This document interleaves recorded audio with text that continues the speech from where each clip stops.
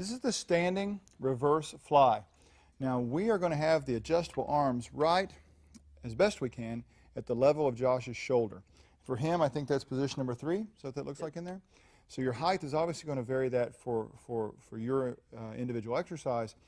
But we're also going to have the cables attached to the D-ring that makes the handle the longest. And we're going to cross the cable. So your right hand's grabbing the left cable and vice versa. Now the whole key to this is keeping a very slight bend in the elbow because it's like a fly motion. And you're going to be working posterior deltoid, some scapular muscles, trunk muscles, posterior part of the rotator cuff, a whole bunch of those guys. But the key is going to be, can you keep your spine stable? That's going to be the big key. So we keep that nice, safe posture and alignment. You can have the feet up on the edge of the foot plate with the ball of your foot and your heel on the ground. You can stagger your feet forward to back if that helps you stay more stable. Whatever works best for you there. Keep your head facing straight forward and keep this plane of motion. Look how Josh is doing this right here.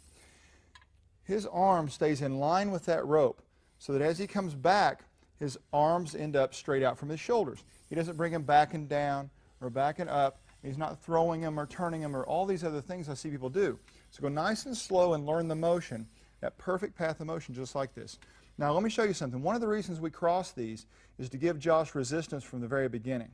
If we didn't cross these, let's let that one go. Yeah, just show him here from the right. If we didn't cross them, he wouldn't have any resistance. He'd have nowhere to go with this thing.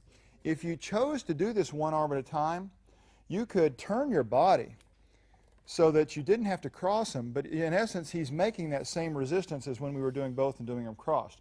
So I just want you to realize why we cross these ropes on so many exercises is to give you the resistance through the entire range of motion.